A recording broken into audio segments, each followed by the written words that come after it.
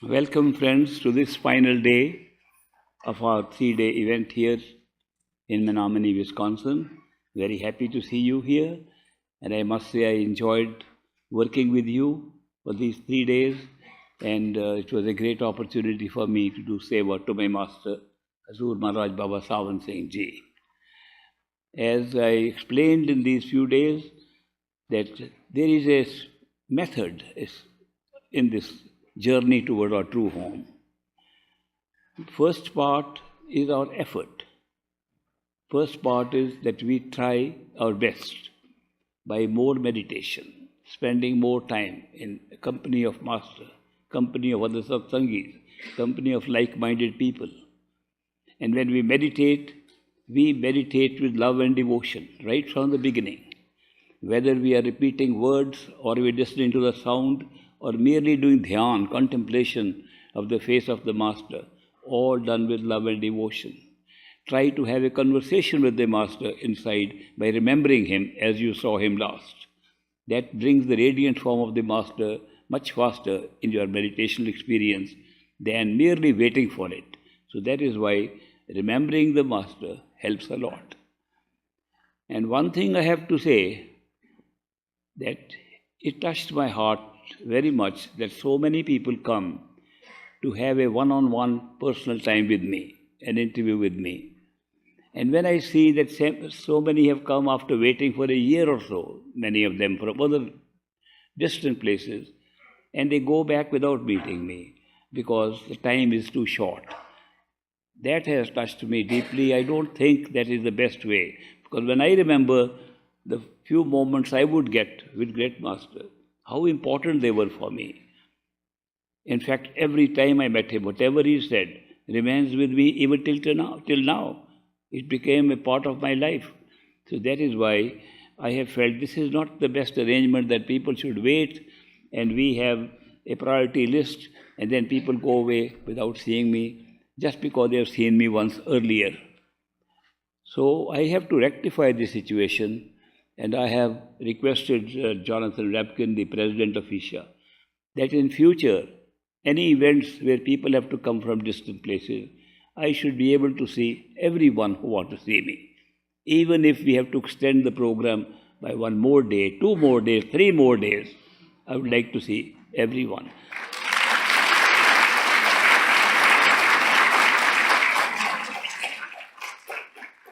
This will be done for future events.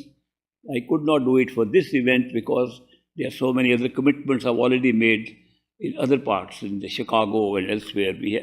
As some of you know, at this age, 92, I've also taken over new 4 jobs. 4 corporations have elected me as chairman of the corporation, and I am spending time, even during my stay here, I had several business meetings in the evenings, late evenings, in addition to the work that I am doing seva to you and to Great Master. So that is why a lot of my time is being taken up in these things. And I really want to express my gratitude to all of you who came, and although they waited for me, please remember, Great Master's blessing, my love for them is always there, whether they were able to see me or not. I also get so many emails, hundreds of them, every day. So I spend time reading them, mostly at night when I am free. And it takes so much time. I used to give answers also as quickly as I could. But what would happen if I gave an answer at 12 o'clock, midnight? In 5 minutes, I would get another question from the same person. I suddenly realized that the faster I try to respond, the more emails I get. So I decided that there are some very urgent matters which people ask. I respond immediately. Others are, a lot of them are general questions, many of them which have already been answered in my talks here, but then I can take some time and answer. Some people say, these are very important questions, please answer all of them. Then I read 16 questions in one email. So emails have been coming till this morning, even for giving time for this event. So I do apologize to those who are not able to see me, and I will make sure that next time this will not happen, and they will definitely get a chance to have one-on-one with me. I realize the importance of that when I remember my own meeting with Great Master. Now, as I said, meditation is step by step. We should be able to do meditation as best as we can. We can try our best. It's not easy. When people say, do 2.5 hours, recommended time, the time recommended is based upon the principle that we should give to spiritual work 1/10 of our time. Total time available to us in 24 hours is 2.5 hours, 10% of it. So that is why the tithes have been recommended for 10% of your net income, and the time given for spiritual work is also 10%, 2.5 hours. It's not easy to do 2.5 hours. I have tried, and it's not easy at all. When you try to force yourself to spend 2.5 hours, then what happens? Then you are not really putting any attention on yourself, putting attention on the time. I remember sharing with some of you an experience with a friend in San Francisco.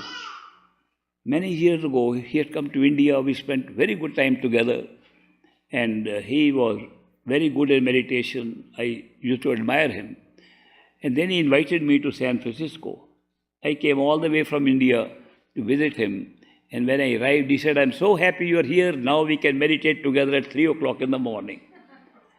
I thought I would sleep that night to catch up with my jet lag. But I had to keep my face. Yes, I am an old satsangi. I am supposed to do better. So 3 o'clock by alarm, we got up. And he sat next to me. I sat next to him. And we closed our eyes, sat in a lotus position. And from time to time, it just occurred to me to see how he is doing. So from the corner of my eye, I would see like this. I don't know if it was coincidence or what. Every time I saw, he was looking at the watch like this. Every time. I said, how is it possible? I said, next time, he's watching. At the end of very difficult, arduous 2.5 hours, we got up from meditation. He said, what a great meditation, we completed 2.5 hours. I said, my friend, it was very good meditation, but it was meditation on your watch. Not on yourself, not on your master, not on the spiritual path, but on your watch. I said, I happened to notice. And not only was your meditation on your watch, it became my meditation on your watch. I kept on looking at your watch the same way. Now, trying to make time as if that is such a ritual that you have to do, then we are going back to the same thing religions are doing. Follow rituals. We are perfect living masters are taking out of ceremony the rituals into true spiritual practice. And if we start doing the same thing, that just by ritual we have to do it, no matter what, nothing happens. Then we are making it another religion. So that is why you should do meditation. When the urge is to do meditation, and do it with your intense love and devotion that you can, whether it's for 5 minutes or 8 hours, doesn't matter. The intensity of your love and devotion matters. How well you are able to imagine you are there and your master is there, you are talking to your master, you are flying with the master, you are doing all these things with your imaginative self. That is what creates results. That is true meditation. Not just passing time and saying that I have sat for 2.5 hours. So that is why I say that you do even 5 minutes, but do it correctly, please. Also, I say one more thing. Do it regularly. That's another thing. Do not say, I do meditation on weekends, but I do many hours every weekend. It doesn't work. You lose the momentum. Every weekend you will start from square one. So that is why even if you do 5 minutes when you wake up in the morning, 5 minutes before you go to sleep at night, just 2 sessions. Make 2 sessions compulsory. If you make 2 sessions compulsory, the momentum keeps on going. And every time you can go more and more. And meditation becomes very pleasant, very pleasurable. In the beginning, it is very dry, what Great Master used to call it dry meditation in the beginning, but it becomes very pleasant as we keep on doing regularly. So regularity is important, and we should be able to give 5 minutes, 10 minutes, whatever you can give. Some people come to me, say certain housewives, we have children to take care of, we have to cook food in the morning, our husband are going to work, we are very busy, how can we find time for meditation? And I ask them, do you have 5 minutes? Oh yes, 5 minutes we can find. Then give the 5 minutes. When you wake up, put it the highest priority. 5 minutes of meditation. 10 minutes what you can give. Or more if you have time.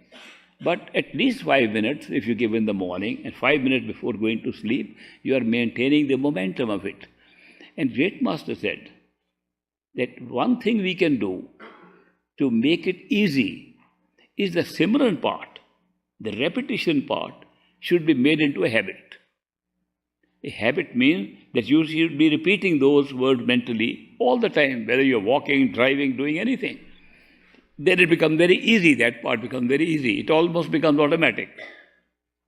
If you try to make it a habit, you will notice the 5 minutes you do at night and go to sleep after that, you will be doing meditation all night long. If you wake up in the middle of the night, you'll see your mind is saying meditation.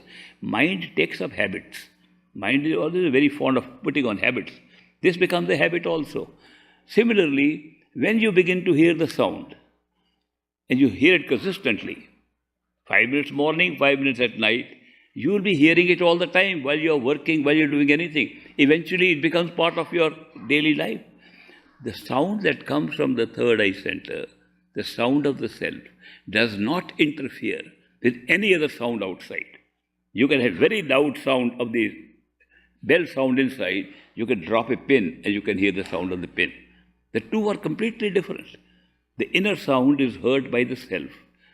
It is emanating from the self, heard by the self, whereas the outer sound is heard by the ears. It's a physiological thing of the body. So that is why that sound becomes a part of your existence. All the time you will hear it. You don't have to try to hear it.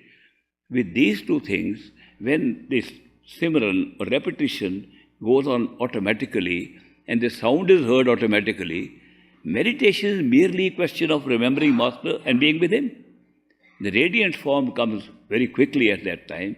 No effort is involved. It's just a natural thing that happens. And all the meditation is chatting, having a good chat with Master, flying to different places, satisfying your curiosity about this universe, other universes, depending upon how curious you are. And then having a friendly discussion, friendship. I can tell you from experience, there is no greater friend that you can find than your Master at the radiant form. He will be helping you in everything. And you can have access to him every time, all 24/7, 365, 366, and he will always be available to you. And will be able to share, not only share your problems, even share jokes, even share sense of humor. You'll be surprised how much sense of humor these masters have. Great Master used to make people laugh, and he used to laugh too. If you see some of his old pictures, how boisterously he could laugh on some humorous situation. So that is why it's a great friendship. It's a wonderful friendship to have the Master with you 24/7. And that is why we don't even feel after that whether physical presence of Master is there or not. Inner presence is not only equally good, better than even the physical presence. We have a hard time finding time with the Master outside. It's so easy to find him inside. That is why please practice meditation in such a way that you have access to your Master all the time. It changes your life completely. Loneliness will never be a word you'll ever think of again if you have that. Some people tell me, I'm very lonely, I'm alone. And here, I have found period when I want to be alone. I say, can you give me some space of mind? Especially in the beginning, I used to run away to just be alone because I was with my Master. Somebody tell me, what do you do when you are alone? I said, never alone. I've never felt alone. So it's a very beautiful experience that you have a perfect living Master with you. This is a very big difference between all other kind of yogas, samadhis, other kind of abhyas, and other kind of asanas, yogas, different type. I have tested them out. For 8 years, I did nothing else but examine all these other methods of meditation. So I am telling you, this is the best that I could find. That's why I share it with you. And it's very great that Great Master has given this opportunity to all of us. I congratulate all of you who are here, because this is a very great opportunity you have got. And you must be very lucky people. When we look at the rest of the world, how they are living, and how our lives have changed, we realize how lucky we are. Sometimes small things happen because of our karma, and we feel bad about it. But look at the overall life changes that we have had because of being on the spiritual path. So that is why I congratulate you for this. When you do your meditation, do it from inside, not with the body. Body, if you keep the awareness of the body, it will remain with the body for a very long time. This is very important. Great Master emphasized it, that you should first place yourself, feel you are at the third eye center by imagination. Place yourself there and meditate with that body. Whatever you want to do, meditate, repeat words, listen to sound with that inner self. That helps you to withdraw your attention from the body very quickly. But if you are meditating, thinking you have to sit in the head and do all that and keep on thinking about the body and the head, we don't go nowhere. So once you are able to repeat the words, one important thing, very important feature. Repetition of words is not so important as listening to what you are repeating. Very important. The whole capacity of our soul in physical form is the capacity to listen. The capacity of the mind is to speak. Mind speaks, soul listens, always. They are built like that. Therefore, the listening capacity is very important. That is why the sound is so important, because listening is so important. And listening is coming from ourselves, from the soul. That is why when you repeat the words of Simran or any mantra you are using, repeat them slowly and listen to what you are repeating with attentiveness. Very important that you listen to what you are repeating, not merely repeat. When you merely repeat, your mind runs to everything else. When you listen to it attentively, then your attention goes on listening to the words. Listening is very important. So listening should start not when the sound comes, but even before that, when you are repeating the word, repeat slowly. Every syllable should be clear to you. And then you listen to it attentively, and that will help you to get the sound very quickly. As you develop your capacity to listen more, sound comes much faster that way. Now, when many sounds come, like I mentioned, they have listed 10 sounds that most people hear, and the 10 sounds can be like thunder, like echo of something that has just been left behind. Then echo sound, there's a whistling sound, the sound of crickets chirping, sound of bird chirping, sound of little bell ringing, all kinds of sounds are around there. Some are physical, arising from the physical body's movement, and you are putting attention on them, makes it very strong. And some are not physical but astral, but not the real astral sound which pulls us. Not the sound of the self, but astral sounds. So that is why the aim should be to reach the sound of the self. The sound of the self, to start with, looks like sound of a bell, a big bell. And you can see it is coming from a distance. Other sounds appear to be very close to us. The bell sound is at a distance. When you can hear the bell sound, shift your attention from other sounds to the bell sound. You may not be able to hold it for long, other sounds are strong. If it moves around, play with those sounds. Play with one sound another and see when you can put your attention on the weaker, feeble sound coming from a long distance. As you put attention on that, the sound comes closer and closer to you. Now, if you feel the sound is coming from a particular direction, do not move toward that direction. Stay in the center. Stay in the center and let the sound come to you, not that you go in. Similarly, supposing you see your master in your imagination or in a radiant form and he appears. Don't move towards the master. Stay where you are and master's image will come towards you. This is very important that you do not lose the center. This is all in the beginning. So once you had practice, then automatically your center will be where everything will happen. So these are some of the tips I am giving you from my experience. When you are able to hear the sound, the bell sound, which will be very melodious, not the sound with a harsh ding-dong like this. It will be continuous sound with a pattern in a sine curve pattern, with peals of bell. As you listen, the peals will become longer and longer. When you are able to meditate from your inner self by closing eyes, the same sound will be there. The peal will become one stretch of peal. And the color of the sky, the feeling of the sky will change.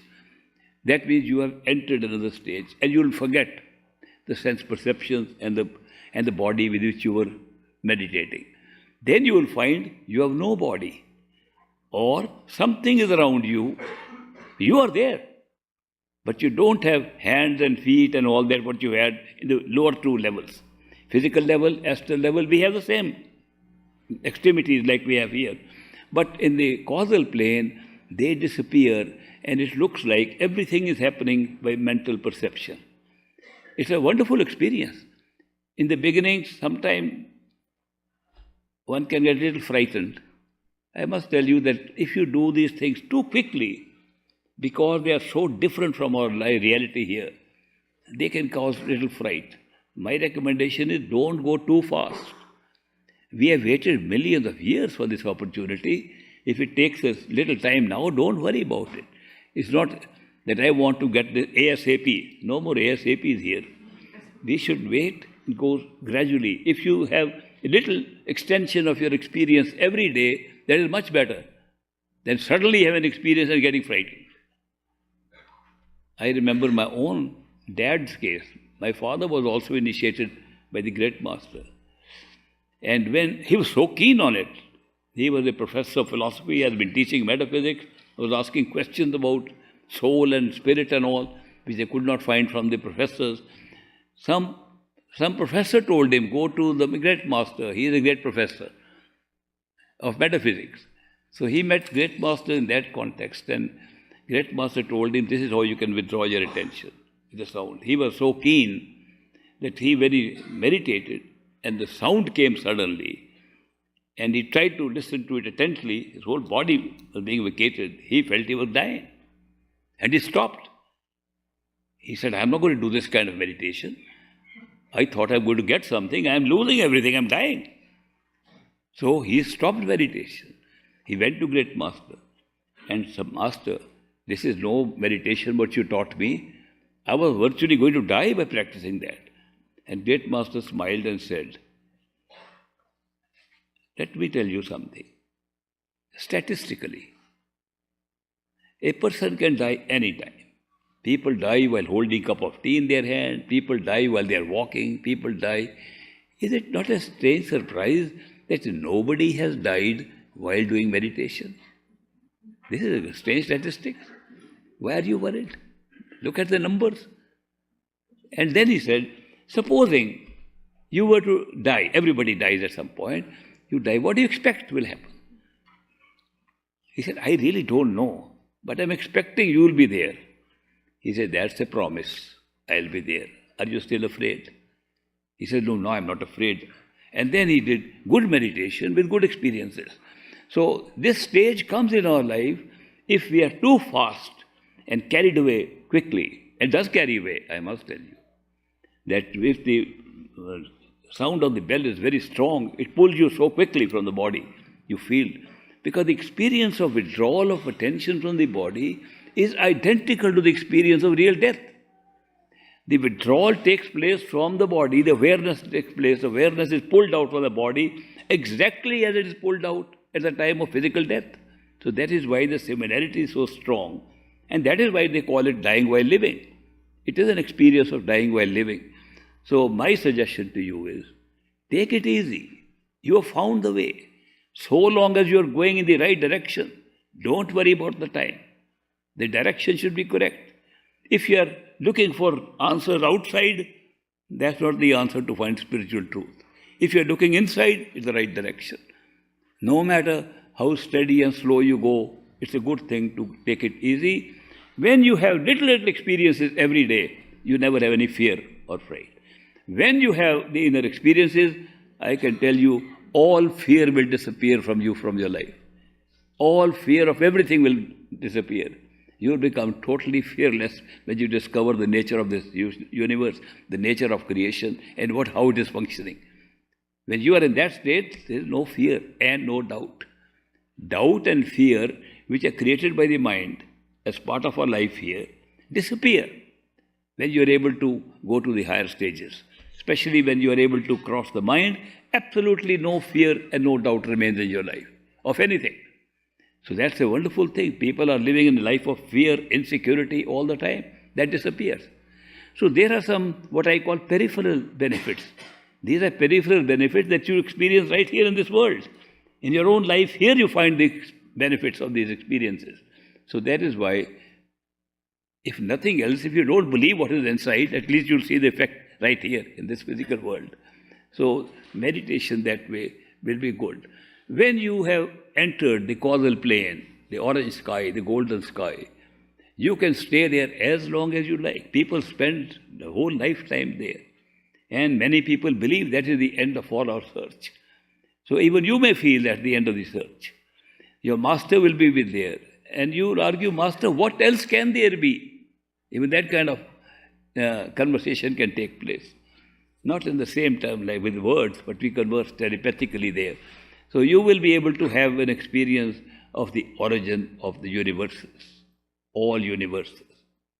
Very big experience to have a knowledge of how all universes and how many universes. You will see universes being created in front of you. You will see universes dissolving and ending in front of you. What they call black holes and creations and so on, you will see yourself how they are happening. And you will be able to travel at very high speed. When some of you had a flying experience, and I said, fly fast, high speed, upwards. And some of you went very fast, but not as fast as you can travel in the causal plane. The causal plane, the speed of travel through the universes, is of the speed of thought. When you think of one thing, think of another, you are there. It's that fast. So you can explore a lot in the causal plane. Enjoy that. Spend your time there. No rush. If you are initiated by a perfect living master, no rush to go through any stage. Take your time. The master will definitely, without any doubt, take you to your true home, no matter how much time you spend on the way. Of course, some people don't want to spend any time on the way. They are not interested in sightseeing and all. They want to go straight to their home. Master do take them straight to their home. Sometimes they put blinders on those and they don't see anything and they just come straight up to the Par Brahm and beyond the mind. So these things happen according to how you have brought up your seeking from several lifetimes, how the seeking has come up, and then that what takes you. Beyond that, your role completely ends. You have no role to perform. The Master's love and his power will take you beyond the mind, beyond the causal plane. There, beyond that, there is a state of being, can't be described because now we are losing time and space behind. And all I can do, all that has been done in the past is to make stories to fit in with our concept of time and space. It's not exactly what we are saying, but just to explain, just to have some understanding, when you are crossing the mind and going into your own original state, first time you realize you are a soul. You never know before that what a soul is. We talk about it, it's a word, it's a feeling, but it's not knowledge. First time you know who you are, who yourself is, you discover when crossing the mind in a state which was also referred to as Parabrahm. We call it Parabrahm. Because beyond Brahm, the Brahm is the end of the three universes of mind. So therefore, when Parabrahm is reached, you discover who you are. Now, Parabrahm has two parts. The first part is where you discover your soul, and the second part is from where you discover you are not an individual soul, but you are part of totality. Both are in Parabrahm. The nature of time and space, the whole creation over here is based on the lower part. The importance of that can only be understood when we understand these universes we are seeing are not here permanently. They are created and dissolved, created and dissolved. When they are dissolved, only up to the level, when they dissolved up to the level of the Brahma, or that be the causal state, what they call top of Trikuti, the three level of three universes, when they are dissolved up to that level, we call it that it is like a dissolution. When it is dissolved above that, it's called grand dissolution. So the dissolution, paralaya, they use the word paralaya and mahaparalaya. The two words are used to describe the state at which point the entire creation gets dissolved into nothingness and then recreated. So mahaparalaya destroys even that part where you have discovered your soul, which is immortal. What happens? Discovery of that soul takes you instantly into the upper part, which is never destroyed, is actually a part of our true home. Now, this is not a geographical description, but we are putting it like that just for understanding that the upper part of Parabrahm is actually part of our true home, but separated from our true home. They are very difficult to give a description. Great Master used to give a description that when you go on a mountain top, there are several ranges of mountains. You go to one mountain top, but your destination is the next peak of the mountain. You can see that mountain, but you are not there. Then you have to take a dip into the valley and go up again to your destination. You can see your destination from here, but you lose the destination after that till you get it back again. These are just ways of describing, but the actual experience cannot be described. But it's good to know there is something like that. When the dissolution of everything, Mahaparalaya, takes place, grand dissolution, the lower part of Parabrahm is also dissolved. Upper part, which is part of our true home and is permanent. That's how immortality exists, continues forever. But after that, there is another region of experience which is completely the opposite of all the experience we have had here, including the physical experience. It's an experience of utter, complete darkness. The reason why there's an experience after discovering our truth, that there can be utter darkness, is because everything that originates here has an origin there, and darkness that exists here has also have to origin. So there is a region of darkness. It is so dark that no amount of darkness can compare with it.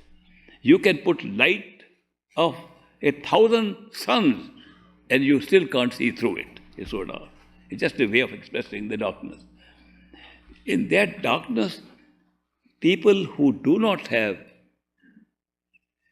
a perfect living master, who has achieved true home beyond the darkness, masters are not able to take them out, take them through the darkness. So that is why they say that only the power and light of a perfect living master can pierce the darkness. Second problem with the darkness is it revolves, which means if you enter the darkness and think you are coming out the other end, you come back to the same end or some other end. So it's been called the Bhavar Gufa. That means it's like a cave, which is revolving cave, revolving dark cave. So that area, only a perfect living master takes you. If he's not a perfect living master, he's a master who can take you to your soul. But not a perfect living master, you go up to Parabrahm.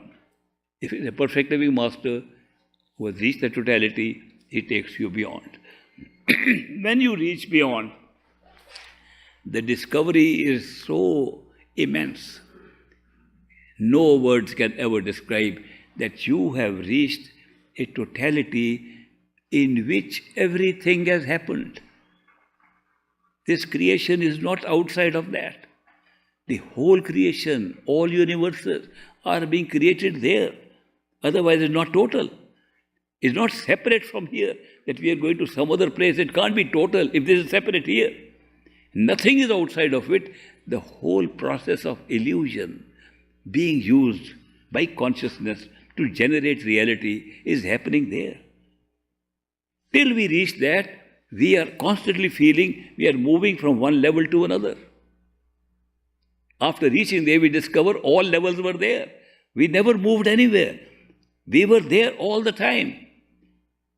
We never left our true home, really speaking. We just left the awareness of it. The whole game is of awareness. That the awareness has brought us to this level. By awareness, we are transferring realities from one reality to another.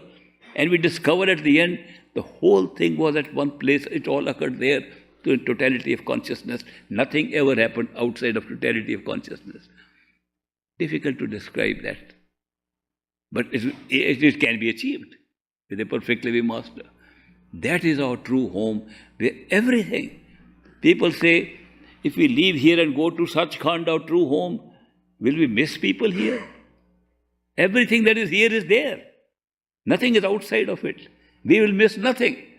We'll have an awareness of everything, including this level, astral level, causal level, spiritual level, Parabrahm, and the truth there, all are there happening through a process which consciousness alone can create.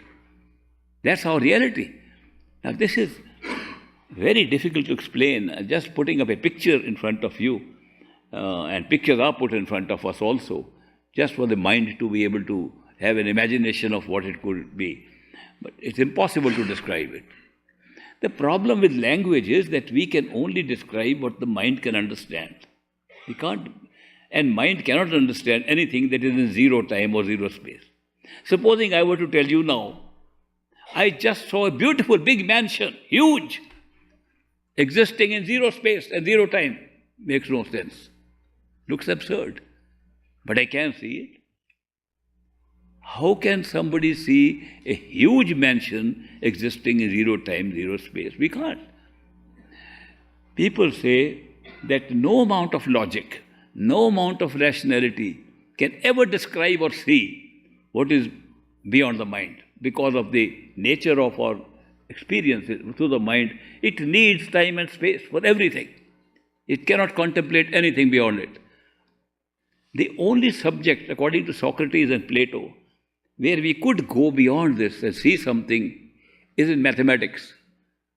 That's surprising that mathematics, which is just I thought it's only 1 + 1 is 2, things like that. But the description was, mathematics can go into areas which mind cannot speculate or imagine. For example, for those who are mathematicians who are here, and we all study some mathematics, supposing I were to say, here is this glass of water, and I want to know how big it is, I can measure it. Its height, width, depth. I can measure the 3 ordinates of the glass. Now I say, let's make the glass smaller. I make it to half, 0.5. I make it to 0.5. And smaller, smaller, till I reduce it to what we will call 0. Now we think it has disappeared. Mathematics says no. It's still there. It's +0. I push it further, it can become -0. Have you ever heard +0 and -0? Yes, mathematics has it. Not only that, I'll go further in reduction of size to -1 inch, -10 inches, -1 mile. Huge glass. We can never see nor contemplate. Mathematics can. So that is why the Plato, when he thought of his republic, that a true government should be run by a republic of 200 governors, and they should be children picked up from childhood, separated from their parents, So no other person can affect their neutrality. He said the training should be first good physical exercise. Give them for 20 years or 18 years something exercise, make them strong. Then teach them various subjects. And then he gave the importance of mathematics. Mathematics should be taught at that stage so they understand concepts which cannot be understood by the mind. These are concepts. The negative entities can exist below zero is a concept that the mind cannot visualize. There is no spectacle available for that. That is why we are very limited here in seeing things. But can you imagine what we cannot see can be experienced? Can become part of our awareness, knowledge. And that is what this spiritual path offers. It offers us the opportunity to reach that state where you discover totality. Perfect living masters, when they come to us in their human form, and they walk amongst us in their human form, they are just like us. They come with the same system, the same way of appearing here, like we have appeared. They are born the same way. They live the same way. They die the same way. The bodies are identical like us. The only difference is that at all times, those human beings are carrying the awareness of all the levels because they are carrying the awareness of totality. And they don't say they are unique people, that they are carrying this. The potential for that awareness is in all of us. We all have that potential of totality in our heads right now, sitting in the physical bodies. They are also sitting in their physical bodies. These masters come in the physical bodies like us and carry that awareness of everything. That is why when we listen to them and we hear them talk about these regions, we can see that they are talking from what they are experiencing at that time, not from memory or not from previous experience, not from books at all. So that is why they are unique people in their awareness, very ordinary people otherwise. So ordinary people having an extraordinary awareness makes them perfect living masters. They do not come just to have a life. They come for their marked souls. They have come, they have appeared for similar souls like themselves, whose time has come, who prearranged that they want to go back when they get tired of these creations which they are coming to as an adventure. We come to see these creations, different creations, as an adventure. And we have made arrangement to go back. And they appear at the right time. And they say, are you ready? And we are ready when we are tired of this experience. If we are not tired, if we are not fed up with what is happening here, we are not ready yet. They say, have a little more good time, or bad time, or high and low. Have this time. When you're ready, then they take you back. The initiation by a perfect living master is merely a connection, reconnection. Time has come, let's go back. That's what it is. An initiation is not teaching how to meditate. You can learn how to meditate from all the books. I am telling you how to meditate even now. I'm telling you, if the initiation was how to meditate, I am initiating all of you right now. That is not initiation by a perfect living master. A perfect living master initiation is that from that moment, he becomes our friend inside at the astral plane. He also becomes a friend at the physical plane. But physical plane, we have our minds, which have our doubts, we have some questions, we don't get the time. It's not the same as having a continuous association with the master inside. The master manifests inside from the time of initiation. It may take us a while to withdraw our attention to the point where he waits for us. He virtually waits for us. Great master used to say that a perfect living master on a spiritual journey by train, because we didn't have too many air flights at that time, by train waits for us at the railroad station. And he has tickets in his hand, 2 tickets, one for himself, one for us, to travel to the final destination, our true home. He waits for us there. Sometimes he gets a little anxious. Why are you so late? He nudges a little bit. But he waits there. When we go there, the journey starts together.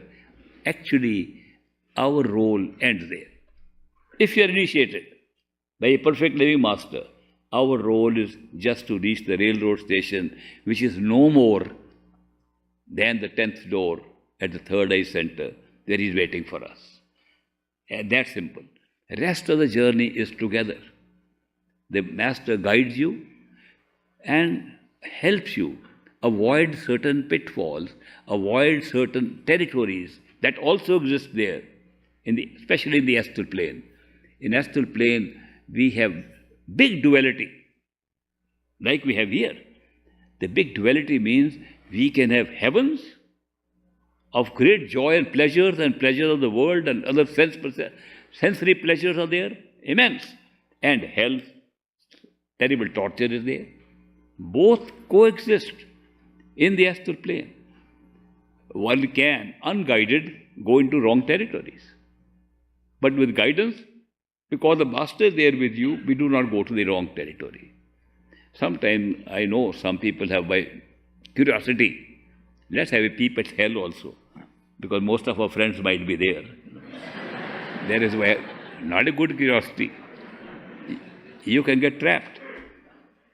One Bibi of great master, Bibi Rakhi, there were 3 ladies who used to help master.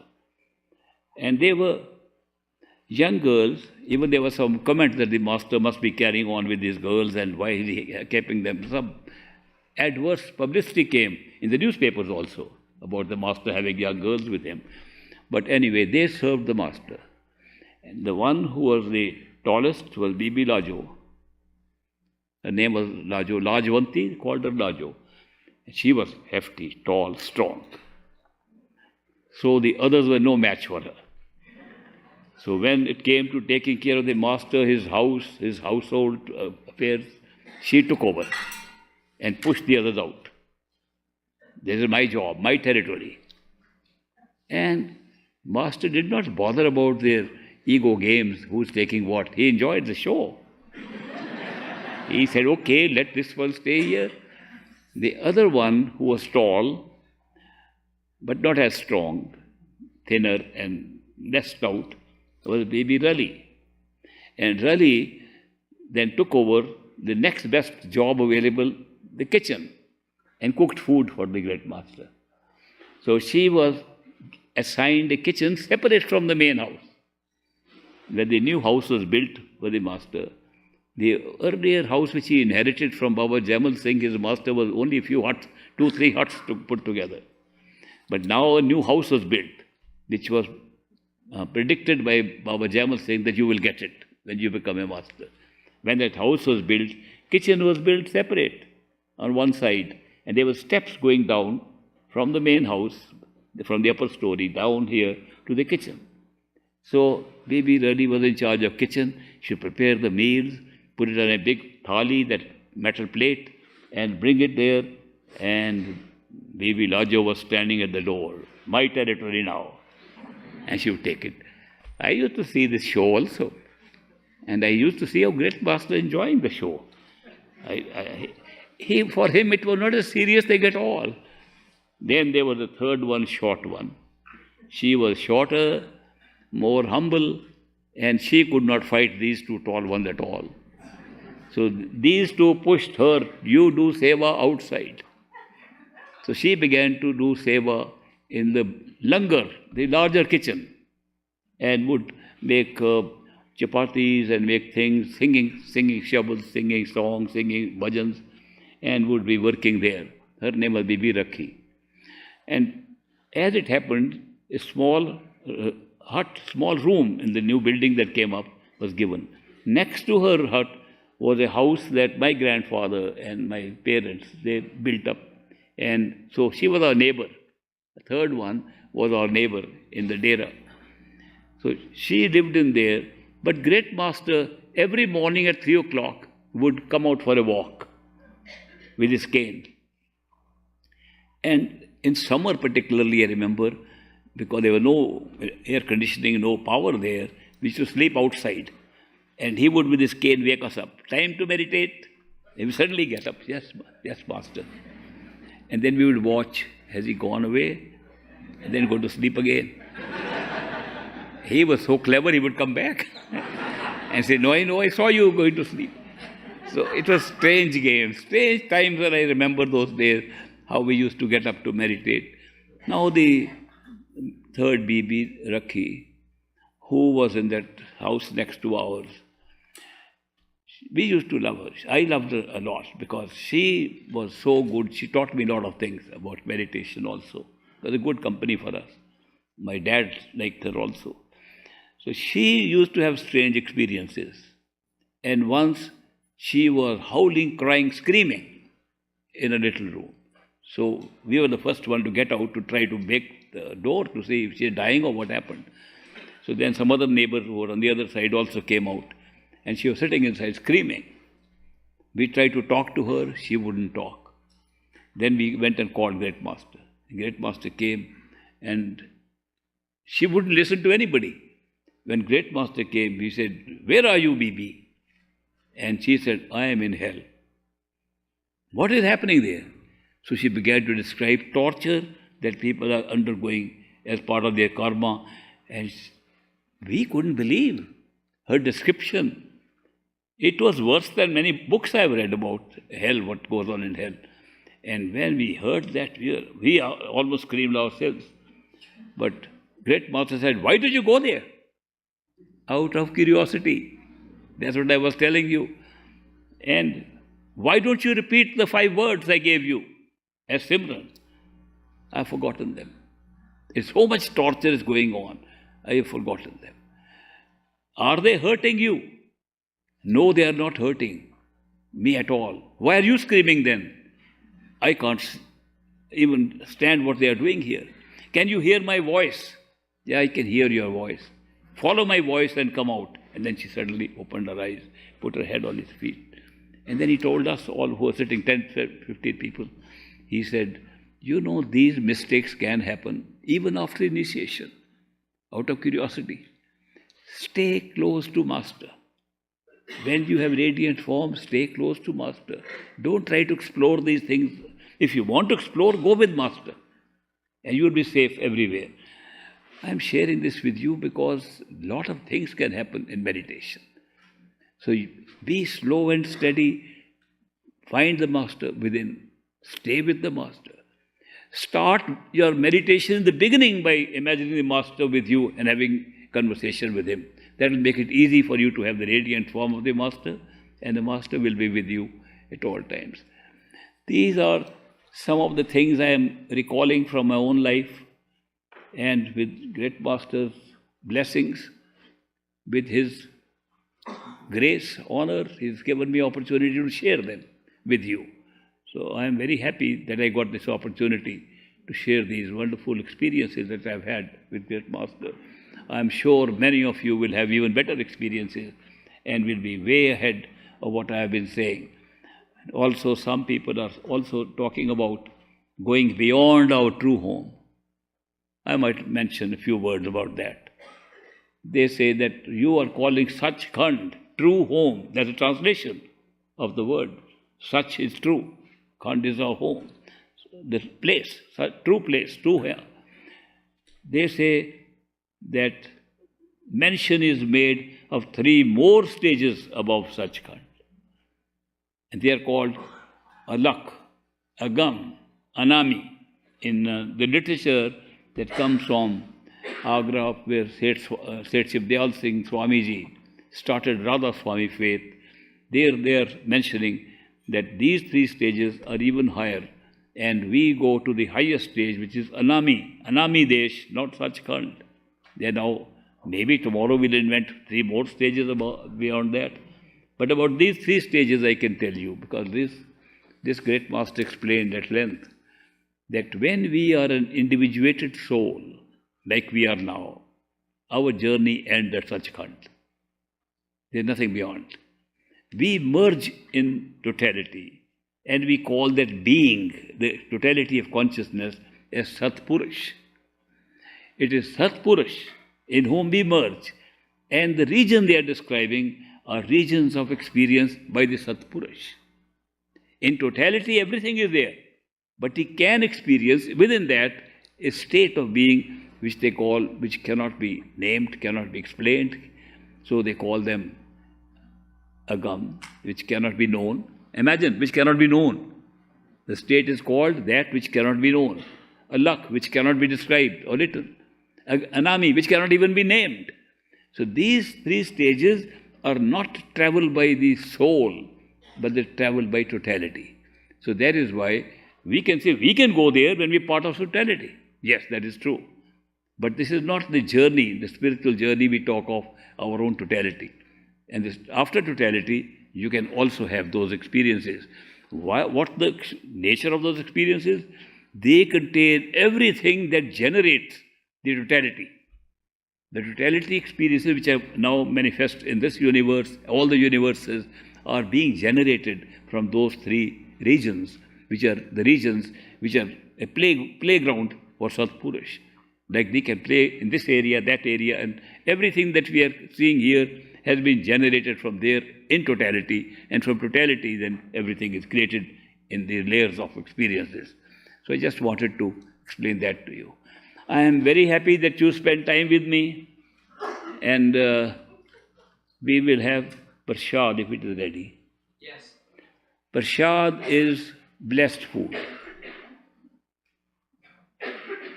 Normally we used to get prasad from Great Master. They used to be in the form of puffed rice, puliyan they used to call it, puffed rice. And we used to get it from him, from his hand. There were no bags available, plastic bags. We were not that affluent to afford these things. It was comparative poverty compared to what we have now here. So he would give it from the basket. He'd take it in his hand like this and deliver. And we used to take out our handkerchief, carry it in our handkerchief. If we didn't have, somebody didn't have a handkerchief, they took out their shirt and pulled out the shirt and got the shirt. Women use their scarf to use it, or sometimes their shirt also. So he would just put it there. And he would tell us, take a little at a time. Prasad does not change the nature, the structure of the product itself. It remains the same. Only the blessings of the Master who was giving them made it prasad. Prasad is blessed food. The food is still the same, blessing. And I'm saying that because I remember in India, many people said, my daughter is having fever, high fever, I gave her prasad. No, you should give her medicine for that. Give her Tylenol or something. And prasad can also be given for blessed food, but not as a medicine. So it is to remember the Master. Every time we take prasad, we remember who gave it. So Master would give it, and we would remember the great Master gave this prasad to us. And the connection of the prasad with the Master was important for the prasad. So he said, take little bit at a time so we can remember him more often. So that's what we did. He also suggested, if for a long time you are not going to see me, then similar prasad you can buy from the market. Similar products you can buy from the market. When this supply goes low, buy some and put it together, mix it thoroughly. So you don't know which one is which. All of it become prasad. So you can extend the prasad like that. It is to remember the Master. So I remember also, sometimes there was little sweet in it. Especially on Bhandara and special days, and they would put a few sweets. They're called patashas, made of sugar. So little patashas were put in that, some sweets with them. And we as kids loved the prasad in which there was a patasha, one or more. I still remember standing in line for prasad. When my turn would come, I would look like this. Can I see a patasha? No. Elder person, please, you are elder, go ahead. Patasha, I would go forward. So now I am told that instead of that patasha, they are using somewhere some other sweet, maybe M&Ms or something. And if I were to stand in line, I'd look for the M&M. But I believe they are going to put in all of them, so there's no unique feature. Don't have to jump ahead of the line at all. So they will bring the prasad here, and I'll be very happy to give it the blessing of great master, my master. I am nobody to bless any prasad or anybody, but great master's power is there. Great master sits inside, and it is his blessing, everything is happening. Whatever I have shared with you is great master sharing this, I can assure you. It's great master's teaching that I shared with you. Nothing of my own, neither more nor less. It's all great master teaching I shared with you. Therefore, the prasad that is going to be distributed is also blessed with my master, who is visible to me and actually blessing the prasad, which you would be receiving. So please treat it with as much respect as you can. And please take a little bit of it every day, so that the memory of this event can last longer. I'm very happy at this time. So thank you once more. You have come from long distances. Have safe journey back and enjoy your journey. Tomorrow we will be having Mitti Seva. Just a copy of what used to happen in the Dera. That means we were building the Dera buildings there, the satsang are there, and we used to carry bricks, we used to dig the ground, we used to carry baskets of dirt and earth, mud to different places, what was needed. It was a great experience to do seva of that kind. As I said, seva of every kind is good.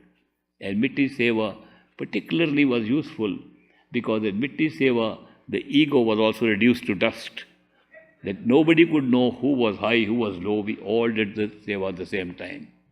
There was a prince of a state, there was a ruler of a state doing Mitti Seva, there were millionaires sitting doing Mitti Seva, the very poor people doing Mitti Seva, all full of dirt and carrying the basket, no distinction left, which shows how the spiritual path at that level looks that is meant for all equally.